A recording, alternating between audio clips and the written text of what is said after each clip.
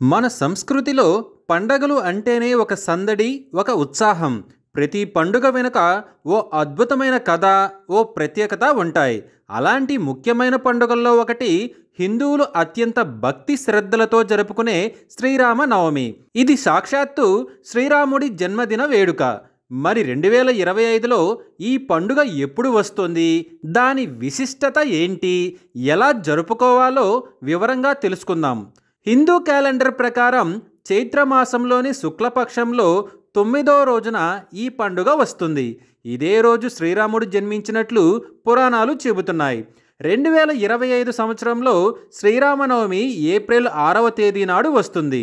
ధర్మానికి, భక్తికి, చెడుపై మంచి సాధించిన విజయానికి ప్రతీకగా ఈ రోజుకు ఎంతో ఆధ్యాత్మిక ప్రాముఖ్యత ఉంది.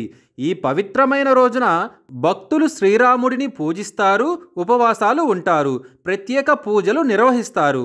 హిందూ పంచాంగం ప్రకారం నవమి తిథి ఏప్రిల్ 5వ తేదీ శనివారం రాత్రి 7:26 మొదలవుతుంది. ఇది ఏప్రిల్ 6వ తేదీ ఆదివారం రాత్రి 7:22 వరకు ఉంటుంది. అయితే ఈ పండుగను సూర్యోదయం తర్వాత పగటిపూట జరుపుకోవటం ఆనవాయితీ. కాబట్టి 2025లో శ్రీరామనవమి తేదీ ఏప్రిల్ 6గా పరిగణించాలి. శ్రీరామనవమి పూజకు అత్యంత అనువైన సమయం ఏప్రిల్ 6 ఉదయం 11:08 నుంచి మధ్యాహ్నం 1:39 వరకు ఉంది. బ్రహ్మ ముహూర్తం ఉదయం 4:34 నుంచి 5:20 వరకు ఉంటుంది.